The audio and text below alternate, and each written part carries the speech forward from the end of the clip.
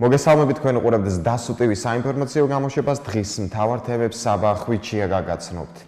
არჩევნებამდე რამდენიმე დღით ადრე ზუგდიდში ვითარება დაიწყება. ოპოზიციის ლიდერები და მათი მხარდაჭერები საკრებულოს შენობაში შესვლას ცდილობდნენ, თუმცა პოლიციამ მათ ამის საშუალებას არ აძლევდა, რასაც ფიზიკური დაპირისპირება მოჰყვა.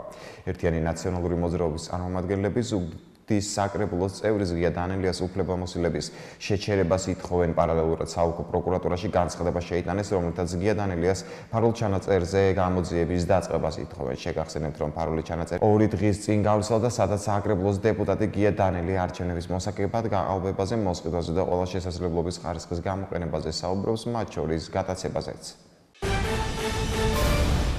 ხმაური იყო ზუგდიდის 67 საოლქო საარჩევნო კომისიასთანაც. კომისიის თავმჯდომარემ არჩევნებამდე 5 დღით ადრე უბნებზე სამაგიდო სიები და ბეჭდები დაარეკა. ოპოზიციამ ეს ქმედება არჩევნების გაყალბებად შეაფასა და კომისიის თავმჯდომარის გადადგომას მოითხოვა. აღნიშნულ ფაქტს გამოეხმაურა ცენტრალური საარჩევნო კომისია. სესკოს განცხადებით, კანონდარღვევას ადგილი არ ჰქონია. ზუგდიდის ოლქში გაურკვევლობა გამოიწვია საუბნო საარჩევნო კომისიებისათვის საარჩევნო ინვენტარისა და დოკუმენტაციის, კერძოდ სამაგიდო სიების, საუბნო საარჩევნო კომისიისა და რეგისტრატორების ბეჭდების გადაცემის პროცესმა. გაკეთდა განცხადებები, რომ საოლქო საარჩევნო კომისიის მხრიდან ადგილი ჰქონდა კანონის მოთხოვნების დარღვევას, რაც არანაირად არ შეესაბამება სიმართლეს. ცალსახად გვინდა განვაცხადოთ, რომ არანაირ კანონდარღვევას ადგილი არ ჰქონია. საოლქო საარჩევნო კომისია საუბნო საარჩევნო კომისიებს შესაბამის ინვენტარს და დოკუმენტაციას კანონის მოთხოვნების სრული დაცვით გადასცემს. ზუგდიდის საარჩევნო ოლქში უბნების რაოდენობის მიხედვით ეს პროცესი განაწილებულია რამდენიმე დღეზე და მიმდინარეობს საჯაროდ და გამჭვირვალედ. კანონის შესაბამისად, სიების საბოლოო ვერსიის, მათ შორის სამაგიდო ვერსიის გადაცემა უნდა მოხდეს კენჭისყრის დღემდე არაუგვიანეს მეორე დღისა, ანუ ამ შემთხვევაში დოკუმენტაციის გადაცემა 17 მაისამდე უნდა მოხდეს. ამასთან საუბნო საარჩევნო კომისიებისათვის გადაცემული როგორც საუბნო საარჩევნო კომისიების ბეჭდები, ისე რეგისტრატორების ბეჭდების დალუქულია კანონის შესაბამისად და მათი გახსნა მოხდება მხოლოდ კანონით განსაზღვრულ დროს. მათი რაიმე სახით წინასწარ გამოყენება შეუძლებელია. ნიშნულოვანია, რომ ინვენტარისა და დოკუმენტაციის გადაცემა ასეთ სახეს ატარებს ყოველი არჩევნების დროს და აბსოლუტურად კანონიერი პრაქტიკაა, არა მხოლოდ ზუგდიდში, არამედ სხვა საარჩევნო ოლქებშიც. ამის მიუხედავად, რამდენადაც ეს საკითხი გახდა სპეკულაციის საგანი და ადგილი ჰქონდა საზოგადოების შეცდომაში შეყვანის მცდელობას, თითქოს საარჩევნო ოლქის მიერ უბნების სათანადო ინვენტარითა და დოკუმენტაციით აღჭურვა იყო კანონდარღვევა და საფრთხეს უქმნიდა არჩევნებს, ზუგდიდის საოლქო საარჩევნო კომისიის თავმჯდომარემ მიიღო გადაწყვეტილება სამაგიდო სიების და ბეჭდების უკან საოლქო საარჩევნო კომისიაში დაბრუნებისა და მათი მოგვიანებით ბიულეტენებთან ერთად გადაცემის შესახებ. ამასთან დამატებით ყოველგვარი ეჭვებისა და ინტერპრეტაციების გამოსარიცხად ცენტრალური საარჩევნო კომისია ზუგდიდის ოლქში საუბნო საარჩევნო კომისიების რეგისტრატორების ბეჭდებს მთლიანად შეცვლის. ცენტრალური საარჩევნო კომისია უზრუნველყოფს არჩევნების ადმინისტრირებას მაღალი სანდოობითა და საუკეთესო საერთაშორისო სტანდარტების შესაბამისად. ჩვენ უაღრესად მნიშვნელოვნად მივიჩნევთ გამჭვირვალობასა და საზოგადოებისადმი ანგარიშვალდებულებას და ნებისმიერ დროს მზად ვართ პასუხი გავცეთ ყველა კითხვას საარჩევნო პროცესის ადმინისტრირებასთან დაკავშირებით. ამავე დროს ცენტრალური საარჩევნო კომისია მოუწოდებს საარჩევნო სუბიექტებს თუ გარეშე პირებს პატივისცემით მოეკიდონ არჩევნების პროცესს და ნუ შეეცდებიან არასწორი ინფორმაციის გავრცელებას ადმინისტრირების პროცესის შესახებ. მსგავსი ფაქტების გამოსარიცხად ცენტრალური საარჩევნო კომისია აქტიურად გააგრძელებს საზოგადოებასთან კომუნიკაციას წინა საარჩევნო პროცესის განმავლობაში.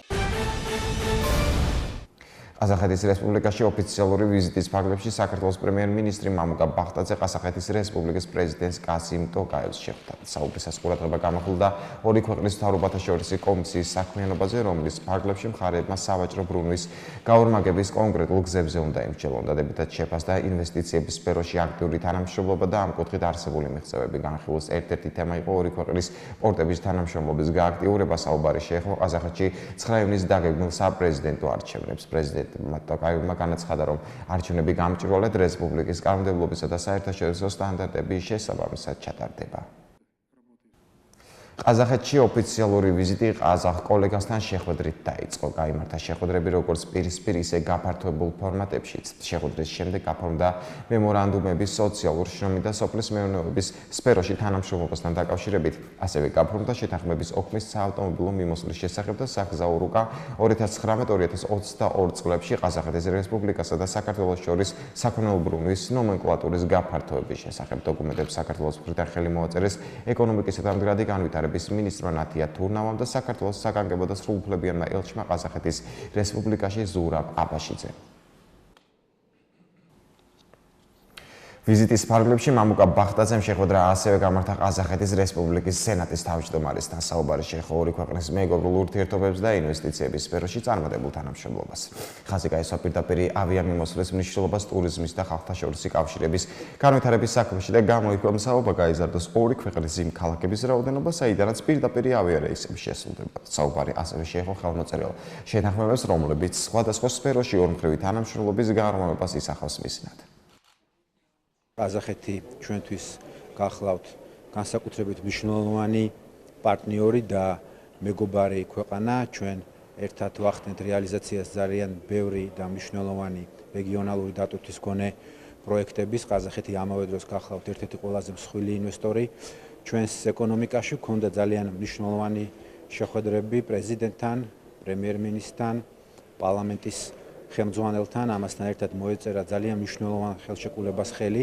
გასულ წელს ჩვენი ვაჭრობა გაიზარდა დაახლოებით 35%-ით. ჩვენი ექსპორტით ძალიან მნიშვნელოვნად იზრდება ყაზახეთში, რაც მისასალმებელია, თუმცა ფიქრობთ, რომ პოტენციალი არის უფრო მეტი. აქედან გამომდინარე დღეს მოეწერა ძალიან მნიშვნელოვანი ხელშეკრულებას ხელი. ეს არის გზამკვლევი თუ შემდეგი 2 წლის განმავლობაში როგორ უნდა გავაორმაგოთ ვაჭრობა ორ ქვეყანას შორის. ამასთან ერთად მოგეხსენებათ, რომ ჩვენ განსაკუთრებულ პრიორიტეტს ვანიჭებთ სატრანსპორტო სფეროში თანამშრომლობას. ყაზახეთი საქართველოსთან ერთად წარმოადგენს ძალიან მნიშვნელოვან სატრანსპორტო ღერძს. მნიშვნელოვანია, რომ ჩვენ ახალი ინიციატივები, ახალი ლოგისტიკური პროდუქტები შევქმნათ ერთად, შევთავაზოთ ის საერთაშორისო კომპანიებს. ამ მიმართულებითაც ძალიან მნიშვნელოვანი გადაწყვეტილებები იქნა დღეს მიღებული. მისასალმებელია, რომ იზრდება პირდაპირი ფრენების რაოდენობა ყაზახეთსა და საქართველოს შორის. ძალიან მნიშვნელოვნად არის ტურისტების რაოდენობა გაზრდილი ყაზახეთიდან. ამასთან ერთად ჩვენ ვისაუბრეთ სხვა მნიშვნელოვან მიმართულებებში მეტი თანამშრომლობისკენ, როგორიც არის მაგალითად სოფლის მეურნეობის პროდუქცია.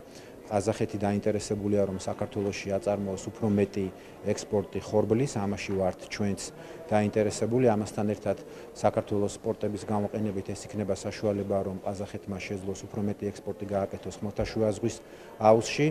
საკმაოდ რთული პროექტია, მას ძალიან კარგი დამუშავება დაჭირდება, თუმცა დარწმუნებული ვარ, რომ ერთობლივი ძალისხმევით ეს ყველაფერი გამოგვივა. გამოიკვეთა ამავე დროს ის მიმართულებები, სადაც ჩვენ შეგვიძლია სრულიად ახალი ერთობლივი პროდუქტი შევთავაზოთ საერთაშორისო ბაზარს, როგორიც გახლავთ მაგალითად ქიმიური მრეწველობა და დარწმუნებული ვარ, ამ მიმართულებითაც ჩვენ გვექნება კონკრეტული წარმატებები. ჩემთვის ძალიან დიდი ტრაგედია, რომ ჩვენი მასწავლებლების საშუალო ხელფასი საქართველოში არსებულ საშუალო სტატისტიკურ ხელფასից კი მცირეა და ეს სრულიად მიუღებელია. ამის შესახებ საქართველოს პრემიერ-მინისტრმა მამუკა ბახტაძემ ჟურნალისტებს ყაზახეთში პედაგოგების ხელფასებთან დაკავშირებული კითხვის საპასუხოდ განაცხადა. მთავრობის მეთაურის თქმით, პედაგოგების ხელფასების ზრდა არის იმ ეროვნული იდეის ნაწილი, რომელიც არის ერთადერთი სწორი გზა, რათა საქართველო გახდეს წარმატებული სახელმწიფო და დაძლიოს მის წინაშე არსებული ყველა გამოწვევა. დიდი ტრაგედია არის ის, რომ საშუალო ხელფასი ჩვენი მასწავლებლების საშუალო სტატისტიკურ ხელფასზეც კი მცირეა საქართველოში. ეს არის სრულიად მიუღებელი. მე შევპირდი ჩვენს პედაგოგებს, რომ ჩვენ დავიწყებით უკვე წელსვე ამ ინიციატივის რეალიზაციას და მოგეხსენებათ, რომ შემოდგომიდან მასწავლებლების დიდ ნაწილს უკვე გაეზდებათ ხელფასები. ამასთან ერთად მე ძალიან აქტიური კომუნიკაცია მქონდა ჩვენს პედაგოგებთან, მათგან იყო სურვილი და რა თქმა უნდა ჩვენ სამართლიანობის განცდიდან გამომდინარე აუცილებლად უნდა გაგვეკეთებინა, რომ ის ღვაწლმოსილი პედაგოგები, რომლებიც წლების განმავლობაში ზდიან ჩვენს თაობებს, თუ მათ ექნებათ სურვილი, ეს იქნება მათ ნებაზე დამოკიდებული, სახელმწიფო მზად არის, რომ 2 წლის კომპენსაცია გასცეს მათ იმ ძალიან დიდი ღვაწლისთვის, რაც თითოეულ მათგანს აქვს ჩვენი განათლების სისტემის წინაშე. საბოლოო ჯამში ერთ-ერთი მთავარი მიზანი, რომელიც არის ჩვენი ეროვნული იდეის განათლების რეფორმის, გახავს სწორედ ის, რომ პედაგოგი საქართველოში იყოს ერთ-ერთი ყველაზე დაფასებული პროფესია, სადაც ანაზღაურება არის ღირსეული. ჩვენი საბოლოო მიზანი მოგეხსენებათ გახლავთ არის ის, რომ 2022 წლისთვის საშუალო ხელფასი ჩვენი მასწავლებლების იყოს 1500-დან 1800 ლარამდე დიაპაზონში. საქართველოს პრეზიდენტი ლატვიაში ოფიციალური ვიზიტის ფარგლებში ლატვიის პრეზიდენტ შეხვდა მხარეებმა საქართველოს ოკუპირებული ტერიტორიების შესახებ ისაუბრეს. საქართველოს პრეზიდენტმა მადლობა გადაუხადა ლატვიას საქართველოს სუვერენიტეტის ურყევი მხარდაჭერისთვის. აღნიშნა, რომ ოკუპაცია დაუშვებელია და უნდა გაგრძელდეს მუშაობა საქართველოს დეოკუპაციისთვის. საუბარი შეეხო ასევე ჟენევის საერთაშორისო მოლაპარაკებების ფორმატის უფრო მაღალ პოლიტიკურ დონეზე აყვანის საკითხს. ორმხრივი ურთიერთობების გაძლიერებაზე საუბრის აღნიშნა, რომ სხვადასხვა სფეროებში თანამშრომლობის თვალსაზრისით ჯერ კიდევ ბევრია გასაკეთებელი ეკონომიკის, ტურიზმის, განათლებისა და კულტურის მიმართულებით. საქართველოს და ლატვიის პრეზიდენტებმა პირისპირ და გაფართოებულ ფორმატში გამართული შეხვედრების შემდეგ ქართველი და უცხოელი ჟურნალისტების შეკითხვებს უპასუხეს. საქართველოს პრეზიდენტი სალომე ზურაბიშვილი ლატვიაში ოფიციალური ვიზიტის ფარგლებში ლატვიის რესპუბლიკის სემის სპიკერს ინარა მურნიეცეს ოფიციალურ ლანჩზე შეხვდა. შეხვედრისას მხარეებმა საქართველოს ოკუპირებული ტერიტორიების ევროპული და ევროატლანტიკური პროცესის მიმდინარეობის შესახებ ისაუბრეს. საუბარი შეეხო ლატვიას საქართველოს საპარლამენტო ურთიერთობებს, საჯარო მოხელეების, სასწავლო პროგრამებს, ქართულ დიასპორას და გამოცდილების გაზიარების მიმართულებით არსებულ თანამშრომლობას. მხარეებმა ასევე ისაუბრეს დეზინფორმაციის გავრცელებასთან დაკავშირებულ საკითხებზე და აღნიშნა, რომ აუცილებელია მოსახლეობის ცნობიერების ამაღლება, რათა შეძლონ სანდო და სარწმუნო ინფორმაციის დეზინფორმაციისგან გარჩევა. ლატვიაში ვიზიტის ფარგლებში საქართველოს პრეზიდენტმა შეხვედრა ასევე გამართა ქვეყნის პრემიერ-მინისტრთან, როგორც ლატვიის პრემიერმა შეხვედრისას აღნიშნა, ლატვიასა და საქართველოს შორის პრობლემური საკითხები არ არსებობს. ორივე ქვეყანას ბევრი რთული პერიოდი აერთიანებს, მათ შორის საბჭოთა ოკუპაცია. სალომე ზურაბიშვილმა ლატვიის პრემიერს საქართველოს ოკუპირებული ტერიტორიების შესახებ დეტალური ინფორმაცია მიეწოდა და აღნიშნა, რომ სამაჩაბლო საქართველოს ერთ-ერთი ოკუპირებული რეგიონია, რუსეთმა საკუთარ სამხედრო ბაზად გადააქცია და სისტემატურად ირღვევა ადამიანის უფლებები ოკუპირებულ ტერიტორიებზე გადაადგილების, თავისუფლებისა თუ განათლების მიღების და აფხაზური ენის სწავლების თვალსაზრისით.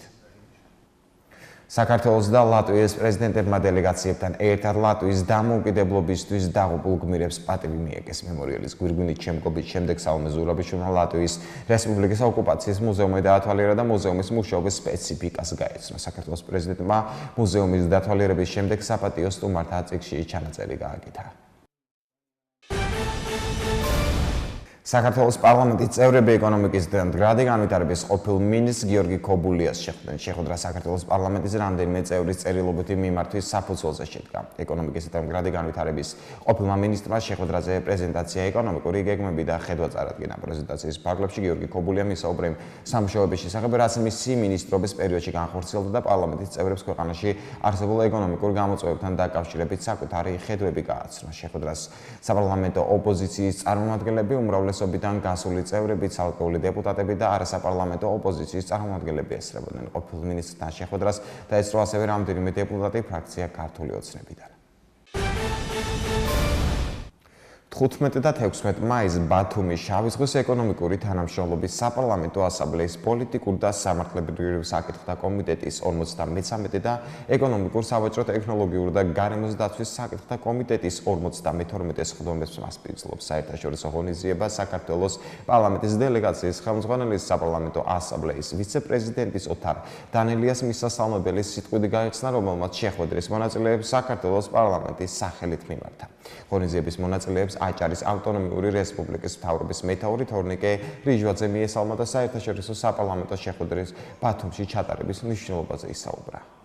პირველ რიგში მისასალმებელია, რომ დღეს ბათუმი მასპინძლობს ძალიან მნიშვნელოვან ღონისძიებას. ეს გახლავთ შავი ზღვის საპარლამენტო ასამბლეის ფორმატში.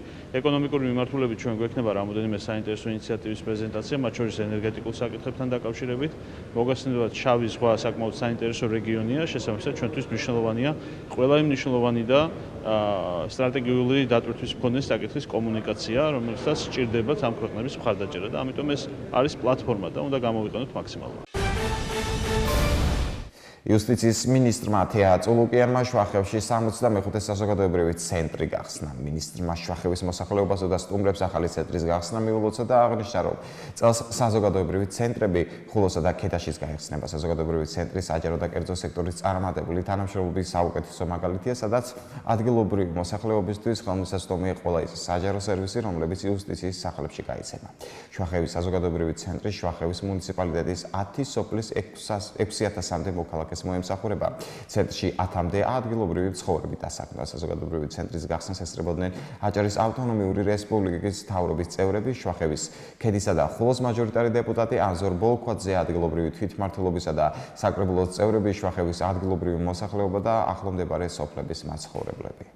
დღეს ჩვენთვის ყველასთვის სიხარულის დღეა, იმიტომ რომ შვახევში ხსნით საქართველოს მასშტაბით რიგით 65 საზოგადოებრივ ცენტრს, ხოლო მათიან აჭარაში პირველ საზოგადოებრივ ცენტრს, რომელსაც მომდევნო 1 წლის განმავლობაში მოყვება ხულოში, ქედაში მშენებლობების დასრულება და იქაც საზოგადოებრივი ცენტრების გახსნა.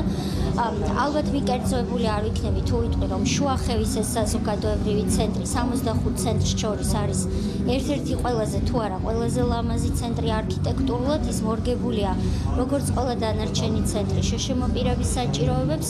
აქ გაიცემა ყველა ის სერვისი, რაც ბათუმის დიდი იუსტიციის სახლში და თბილისის იუსტიციის სახლში და ვფიქრობ, რომ მთიანი რეგიონების გაძლიერებისა და გამაგრებისთვის იუსტიციის ეს ინფრასტრუქტურა მნიშვნელოვანია და თავის როლს შეასრულებს ამ საქმეში. შრომის პირობების ინსპექტირების დეპარტამენტისა და საქართველოს ბიზნეს ომბუდსმენის ორგანიზებით შრომის უსაფრთხოების საკითხებზე სამშენებლო სექტორის წარმომადგენლებთან შეხვედრა გაიმართა. შეხვედრის მიზანსფეროში მომუშავე ადამიანების ინფორმირებულობის გაზრდა წარმოადგენს. ღონისძიებაზე განხილული იყო სამშენებლო სექტორში უბედური შემთხვევების გამოწვევი მიზეზები და საკანონმდებლო რეგულაციები შრომის უსაფრთხოების მიმართულებით. საქართველოს კანონის შრომის უსაფრთხოების შესახებ, რომლითაც განისაზღვრა მომატებული საფრთხის შემცველი სამუშაოებისთვის დამსაქმებელთა და დასაქმებულთა ვალდებულებები 2018 წლის 1 აგვისტოდან ამოქმედდა და 2019 წლის 19 თებერვალს კი კანონი ორგანულ კანონად იქნა მიღებული, რომლის გავრცელების სფეროდ 2019 წლის 1 სექტემბრიდან განისაზღვრა ეკონომიკური საქმიანობის ყველა დარგი. ეტაპობრივად იზრდება შრომის ინსპექტორთა რაოდენობა და უახლოეს მომავალში 100-მდე გაიზრდება. არსებობს შრომის ინსპექცია, რომელიც ახალი ინსტიტუტია, თუმცა ამავე დროს არსებობს მერიის მუნიციპალური ინსპექცია და ეკონომიკის სამინისტროს შესაბამისი სამსახური, რომელიც სამშენებლო სექტორზე ახდენს ზედამხედველობას. მიუხედავად ამ პროცესისა, კვლავ რჩება გამოწვევები სამშენებლო სექტორში, გულისხმობ ინციდენტებს, რომელიც გახშირებულია. ამის საპირწონედ ჩვენ გადავწყვიტეთ, რომ კიდევ ერთხელ შევხვდეთ 3 უწყება ერთობლივად სამშენებლო სექტორს, გავაცნოთ მას ის საკანონმდებლო სიახლეები, რომელიც უკვე არსებობს და რომელიც ავალდებს სამშენებლო ინდუსტრიას, რომ დაიცვას უსაფრთხოების ზომები, მათ უნდა დანიშნონ უსაფრთხოებაზე პასუხისმგებელი პირები, რომლებიც 24 საათის განმავლობაში მოახდენენ შრომის უსაფრთხოების ნორმების დაცვას. ეს არის გამოწვევა სამშენებლო კომპანიებში, როდესაც ხდება ინსპექტორების პროცესი, აბსოლუტურ უმრავლესობაში ხვდებით პროცესს, როდესაც სამშენებლო სექტორს არ ყავს უსაფრთხოებაზე პასუხისმგებელი პირი. ჩვენი სააგენტო ნებართვებს გაცემს მომეტებული ტექნიკური საფრთხის მქონე ობიექტებზე, ეს არის განსაკუთრებული მნიშვნელობის მეხუთე კლასის ობიექტები. და ასევე ჩვენ ზედამხედველობთ მომეტებული ტექნიკური საფრთხის შემცველ ობიექტებს საქართველოს მასშტაბით. მეხუთე კლასის ობიექტებზე 2011 წლიდან რაც სააგენტო შეიქმნა, სულ 6 შემთხვევაა დაფიქსირებული, რომელიც ადამიანის სიკვდილს უკავშირდება და 9 შემთხვევა, როდესაც ადამიანი დაშავდა. ჩვენ შემთხვევაში მაგალითად უმეტესწილად იყო არა ტექნიკური ხარვეზით გამოწვეული შემთხვევა, არამედ რაღაც ადამიანების მიერ ელემენტარული დაცვის საშუალებებზე უგულებელყოფა. ჩვენთვის მნიშვნელოვანია შეხვედრა, რადგანაც ის პირდაპირ კომუნიკაცია ბიზნესთან იძლევა იმის საშუალებას, რომ დაგეგმილი მოქმედებები, რომელიც აქ მაკონტროლებელ უწყებებს ბიზნესი იყოს საქმის ყურში უკეთ მოემზადოს და ამის შესახებ ინფორმაცია მთლიანობაში არსებობდეს. Ცალსახად შემიძლია გითხრათ, რომ შრომის უსაფრთხოების საკითხი არის ძალიან მნიშვნელოვანი და ძალიან პრიორიტეტული. გარკვეული შენიშვნები, როდესაც აღნიშნული კანონმდებლობა შემოდიოდა, ჩვენ მქონდა ამ საკითხთან დაკავშირებით, ნაწილი იქნა გათვალისწინებული, ნაწილი რეგულაციების გამკაცრება დაგეგმილია მომავალში.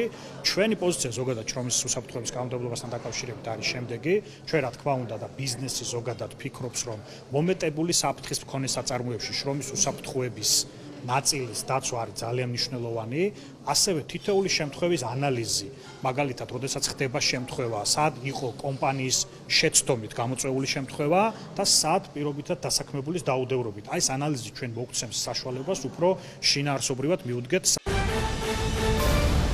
საქართველოს განათლების, მეცნიერების, კულტურისა და სპორტის მინისტრმა მიხეილ ბატიაშვილმა პროექტი ხელოვნება სკოლაში წარადგინა. პროექტი ხელოვნება სკოლაში საგანმანათლებლო დაწესებულებებში კულტურის კომპონენტის გაზიარებასა და მოსწავლეთა სასკოლო ცხოვრების მრავალფეროვნებას ისახავს. მისგან პროექტი კულტურის სამნიშნულოვან სფეროს აერთიანებს და შემდეგ პროგრამებს მოიცავს სკოლა მუზეუმში, სკოლა თეატრში და კინოსკოლაში. პროექტი განათლების რეფორმის ახალი სკოლის მოდელის ფარგლებში მაისიდან საპილოტო რეჟიმში ხორციელდება. საბურთალოს რაიონში ვასოგოძიაშვილის სახელობის განახლებული პარკის აზეიმოდ გაიხსნა. ღონისძიებას თბილისის მერი კახა კალაძე მოადგილეებთან და საბურთალოს რაიონის გამგებელთან გაიოს ვასაძესთან ერთად დაესწრო. განახლებული პარკი მომღერალ სტეფანე მღებრიშვილის კონცერტით გაიხსნა. კონცერტის სპეციალური სტუმარი იყო ნანი ბრეგვაძე, რომელმაც ერთი ნომერი სტეფანესთან ერთად შეასრულა. ვასოგოძიაშვილის სახელობის განახლებული პარკის გახსნა საქართველოს პარლამენტისა და თბილისის საკრებულოს წევრები დაესწრნენ. ვასოგოძიაშვილის სახელობის პარკის ეგრეთ წოდებული წითელი ბაღის რეაბილიტაციისა და მოწყობის სამუშაოების ჯამოვა ღირებულება 2 მილიონ ლარამდე შეადგინა. საბურთალოს ვაჩუქეთ ეს ულამაზესი სივრცე. ქართული კინოს 111 წლის იუბილესთან დაკავშირებით თბილისის საკრებულოს სახელდებისა და სიმბოლიკის კომისიამ მიღება გამართა, რომელსაც ქართული კინოს მსახიობები, რეჟისორები, თბილისის საკრებულოს თავმჯდომარე გიორგი ტყემალაძე, საკრებულოს წევრები, დედაქალაქის მერი კახა კალაძე და ცენტრალური ხელისუფლების წარმომადგენლები ესწრებოდნენ. ღონისძიების ფარგლებში სახელდებისა და სიმბოლიკის კომისიის თავმჯდომარემ თინათინ ნიბლოკიშვილმა თბილისის 10 ქუჩისთვის ქართული კინოს ცნობილი მსახიობებისა და რეჟისორების სახელების დარქმევასთან დაკავშირებული ინიციატივა გააჩაღა. მისი თქმით, საკრებულოს ინიციატივით თბილისის ქუჩებს ბელა მირიანაშვილის, დოდო ჭიჭინაძის, ლეილა აბაშიძის, ლიანა ასათიანის, მარინე თბილელის, გიორგი დანელიას, მედია ჯაფარიძის, ვახტანგ ტაბლიაშვილის, გივი ბერიკაშვილის და იაკობ ტრიპოლსკის სახელები მიენიჭებათ. როგორც თინათინ ნიბლოკიშვილმა განაცხადა, ის ადამიანები, რომლებმაც ქართული კინო განუმეორებელ მოვლენად აქციის ნამდვილად იმსახურებენ, რომ დედაქალაქში მათი სახელობის ქუჩები არსებობდეს. ღონისძიებაზე თბილისის საკრებულოს თამარმეფის სახელობის დარბაზში ცნობილი კინორეჟისორების კოსტიუმები გამოიფინა. საღამოს თბილისის მერიის ბიგ ბენდი აფორმებდა. ქართულ კინოს 111 წელი შეუსრულდა სახელდების და სიმბოლიკის კომისიის ინიციატივით თბილისის 10 ქუჩას ცნობილი ქართული კინოს ცნობილი მსახიობების და რეჟისორების სახელები მიენიჭება. ძალიან მიხარია, რომ საკრებულოში აღინიშნება დღევანდელი ღონისძიება და ვფიქრობ, რომ ნამდვილად იმსახურებენ ის ადამიანები, რომლებმაც ქართული კინო განუმეორებელ მოვლენად აქციეს იმას, რომ დღეს მათი სახელობის ქუჩები გაჩნდეს დედაქალაქში. ჩვენ გვაქვს ინიციატივა და ვიღებულობთ გადაწყვეტილებას, რომ თბილისში მოხდეს სახელდება იმ კინომოღვაწეთა, რომელთა წვლილი არის ძალიან დიდი ჩვენი ქვეყნის წინაშე, ქართული კინოს წინაშე, ჩვენი კულტურის წინაშე. ამ პროცესს ჩვენ გავაგრძელებთ მომავალშიც. დოდო ჭიჭინაძე და მედია ჯაფარიძე ეს იყო ორი მზე, რომელიც ანათებდა და აი ასეთი მზეების დაფასება რო ხდება ახლა ჩვენთან მათთან ერთად სხვა არაჩვეულებრივი ჩვენი ვარსკვლავების სასწაული ქალბატონების და ბატონების, ნუ ამაზე მეტი სილამაზე და ამაზე მეტი სიკეთე რა უნდა იყოს, ასე რომ მე ვთვლი, რომ ეს არის სასწაული საქმე და ძალიან დიდი მადლობა, რომ ესეთი დღესასწაული მოგვიწყო საკრებულოს. პროექტის წერილები ჯარისკაცების ფარგლებში ავღანეთში მაზარი შარიფში ბანაკ მარმალზე დისლოცირებულმა პირველი ქვეითის ბრიგადის ნაკრებმა ასეულმა საქართველოსთან მოსწავლეების წერილები მიიღო. საშუალო სკოლების სხვადასხვა კლასის მოსწავლეებმა ქართულ ჯარისკაცებს სამშობლოში მშვიდობით დაბრუნება უზურვეს. მტკიცე მხარდაჭერის მისიაში მონაწილე ქართულმა მშვიდობის ყოფილებმა თბილი წერილებისთვის პატარა მეგობრებს მადლობა გადაუხადეს და საპასუხო ბარათები მოამზადეს, რომლებიც საქართველოში გამოგზავნის შემდეგ ადრესატებს გადაეცემა. წერილი ჯარისკაცებს საქართველოს თავდაცვის იუსტიციის და განათლებისა და მეცნიერების სამინისტროების ერთობლივი პროექტია, რომელსაც თანაშაულის პრევენციის ცენტრი სტუდენტებთან ერთად 2012 წლიდან ახორციელებს. პროექტის მიზანი სამშობლოდან შორსყოფი მებრძოლებისთვის თანადგომისა და მხარდაჭერის გამოხატვაა. ავღანეთში ქალაქ მაზარი შარიფში ბაზა მარმალზე პირველი ქვეითი ბრიგადის გაძლიერებულ ასეულთან ჩამოვიდა საქართველოსთან წერილები მოსწავლეების მიერ, რომელსაც გარკვეული კითხვები აქვს. ჩვენ ყველა წელს გავეცნობით, უპასუხებთ მათ კითხვებს, ამისთვის მე მათ მინდა დიდი მადლობა მოუხადო მოსწავლეებს, ასევე მათ მშობლებს და მათ პედაგოგებს.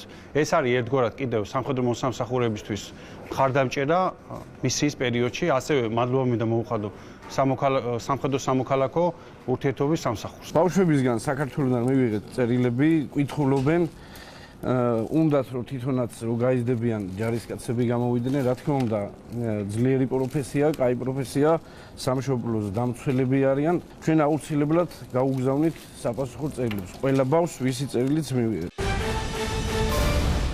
შინაგან საქმეთა სამინისტროს თანამშრომლებმა თბილისში 2 არასრულწლოვანი ქურდობის მცდელობის ბრალდებით დააკავეს და ნაშაული 3-დან 7 წლამდე ვადი თავისუფლების აღკვეთას ითვალისწინებს. ბრალდებულებმა თბილისში ჭავჭავაძის გამზირზე მდებარე ტექნიკის ერთ-ერთი მაღაზიის შუშის კარი ჩაამსხვრეს და სავაჭრო ობიექტში უკანონოდ შეაღწიეს. შემთხვევის ადგილზე ოპერატიულად მისულმა სამართალდამცველებმა არასრულწლოვნები იმ დროს დააკავეს, როდესაც ისინი მაღაზიაში სტენდებზე განთავსებული ძვირადღირებული მობილური ტელეფონების მოპარვას ცდილობდნენ. გამოძიება ქურდობის მცდელობის ფაქტზე მიმდინარეობს.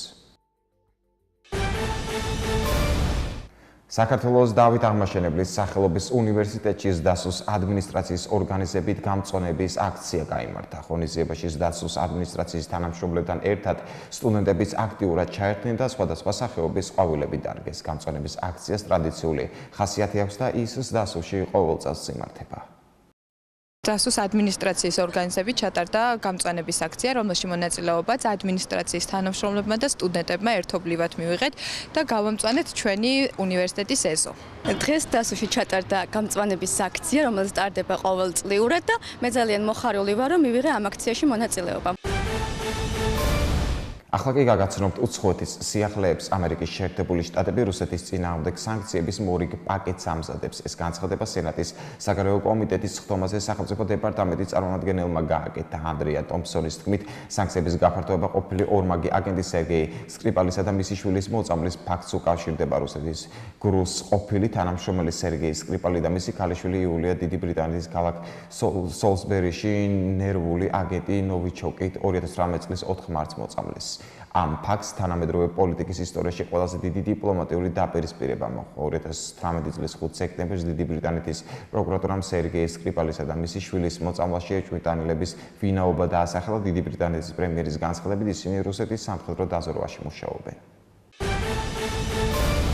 საბერძნეთის ქალაქ კალითიაში ახალგაზრდა ქართველი ქალი გარდაცვლილი იპოვეს. როგორც ბერძნული სამსახური უწყება, ის სავარაუდოდ გაგუდეს ცხედარი ბინაში დეიდამ აღმოაჩინა. ნათესავები მას გასული კვირის შემდეგ ეძებდნენ მედიის ინფორმაციით 29 წლის ქალი 2 მცირეწლოვანი შვილის დედა იყო. მეზობლები ყვებიან, რომ ბინიდან ჩხუბის ხმა ხშირად ისმოდა. გამოძიებლებმა მოკლულის ყოფილი მეუღლე დაკითხეს, როგორც საქართველოს საგარეო საქმეთა სამინისტროში აცხადებენ, საბერძნეთში საქართველოს საკონსულო მომხდართან დაკავშირებით ინფორმირებულია და მუდმივი კავშირი აქვს როგორც გარდაცვლილის ოჯახთან, ისე ადგილობრივ სამართალდამცველებთან. ცხედარს გამოძიების დასრულების შემდეგ საქართველოში გადმოასვენებენ.